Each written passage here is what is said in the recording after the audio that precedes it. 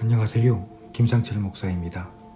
오늘 열왕기상 19장 4절 말씀을 통해서 소망이 있는 한 삶은 끝나지 않습니다 라는 제목으로 새벽 묵상을 하도록 하겠습니다. 제가 본문을 읽겠습니다. 자기 자신은 광야로 들어가 하룻길쯤 가서 한 로뎀나무 아래에 앉아서 자기가 죽기를 원하여 이르되 여호와여 넉넉하오니 지금 내 생명을 거두시옵소서. 나는 내 조상들보다 낫지 못하니이다 하고. 엘리야의 이야기입니다. 우리가 엘리야를 보게 되면 때때로 살고 싶지 않을 만큼 힘든 순간을 마주할 수 있다임을 알 수 있습니다. 깊은 절망과 우울함 속에서 내가 사라지면 오히려 낫지 않을까라는 생각이 들 때가 있습니다. 성경에도 그러한 생각을 했던 인물들이 있는데 오늘 본문에 나오는 엘리야는 하나님의 위대한 선지자였지만 극심한 두려움과 낙심 속에서 죽기를 간구했습니다. 그러나 하나님은 그를 포기하지 않으셨고 다시 일어나도록 힘을 주셨습니다. 요즘에 뉴스를 보게 되면 우울증으로 인해 세상을 떠나는 사람들을 자주 보게 됩니다. 참 이 나라가 자살률이 높은 나라입니다. 세계에서 가장 자살률이 높은 나라는 그린란드입니다. 2019년을 기준으로 그린란드의 자살률은 인구 10만 명당 약 60만 명으로 추정됩니다. 가장 높은 수치예요.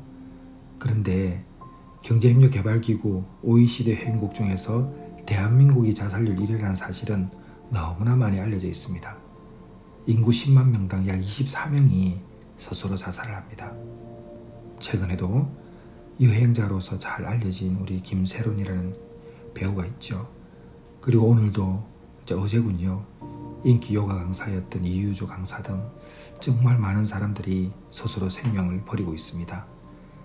특히 며칠 전 세상을 떠난 김세론이라는 배우는 여행자라는 작품이 있는데 제가 아버지의 마음이라는 작품을 만들 때에 여행자라는 영화를 참 자주 봤습니다. 너무 섬세하고 연기도 잘했던 그 소녀가 세상을 떠나는 것을 보면서 저도 마음이 너무 아팠습니다. 하나님께서 분명 옆에 계신다는 것을 알게 되면 조금이라도 힘을 낼 텐데 사람으로부터 보호받지 못한 정말 가엾은 한 사람을 보면서 이 세상이 너무나 화가 난 사람들이 많이 있고 그들은 이해와 용서를 모르는 사람들이다 이런 생각도 많이 듭니다. 어찌해야 될까요? 결국은 예수님 품에 우리가 안겨 있어야 합니다. 절망의 순간에도 하나님은 함께 하시거든요. 엘리야는 바알 선지자들과 싸움에서 큰 승리를 거두었지만 이세벨의 협박을 받고 광야로 도망갔습니다. 제가 몇 번 설교할 때 인용을 했었죠. 엘리야는 절망 속에서 여호와여 내 생명을 거두어달라고 탄식합니다. 그러나 하나님은 버리시지 않으시고 천사를 보내셨고 다시 일어설 힘을 주셨습니다. 우리의 인생의 어려움 속에서 하나님이 나를 버렸다고 착각을 하지만 절대 그렇지 않습니다. 하나님은 우리가 가장 힘들 때조차 여전히 옆에서 계시고 포기하지 않으십니다.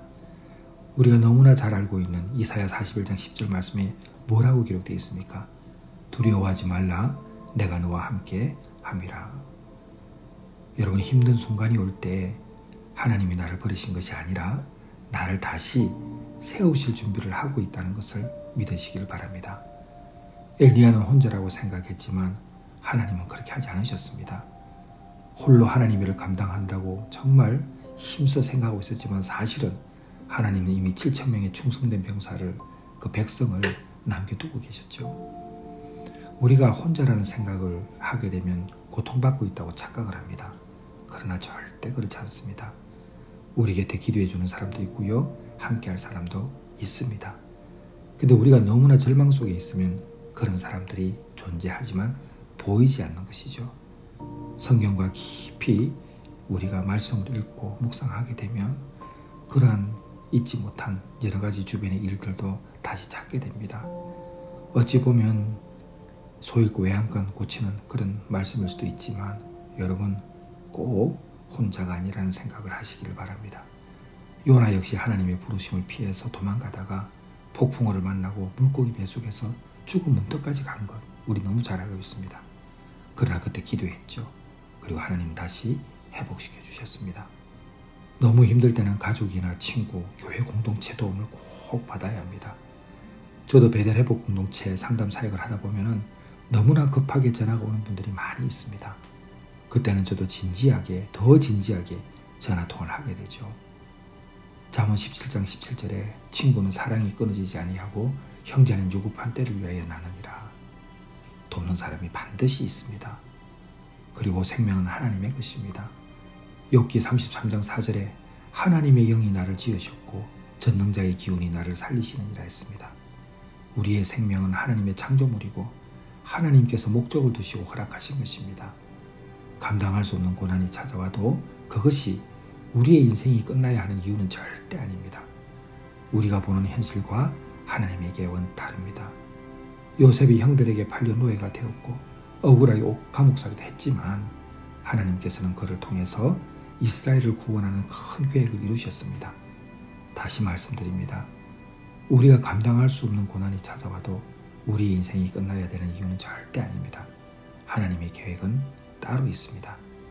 내 인생을 하나님의 관점에서 바라보려는 노력이 필요합니다. 지금 어려움 때문에 살고 싶지 않고 눈을 뜨고 싶지 않는 그 상황이 있다 할지라도 하나님의 관점으로 바라보시기를 바랍니다. 여호와의 말씀은 어제나 오늘이나 동일합니다. 예레미야 29장 11절에 여호와의 말씀이니라 너희를 향한 나의 생각을 내가 하나니 평안이요 재앙이 아니니라 너희에게 미래와 희망을 주려 하는 생각이라. 이것이 바로 여호와의 말씀입니다. 우리를 향한 하나님의 계획이 끝나지 않았기 때문에 주님을 붙잡고 다시 일어나시기를 주님의 이름으로 축원합니다. 기도하겠습니다. 하나님 아버지, 너무나 힘들게 되면 정말 우리의 인생이 끝나야 되는 거 아닌가, 내 인생은 여기에 끝인가 라는 생각이 들 때 있습니다. 그럴 때에 하나님 포기하지 않도록 도와주시옵소서. 절망 가운데서도 하나님이 함께 하신다는 것을 생각하고 도움을 하나님께 요청할 수 있도록 저희들의 입과 귀와 눈을 열어주시옵소서. 감사드렸고 예수님의 이름으로 기도드리옵나이다. 아멘.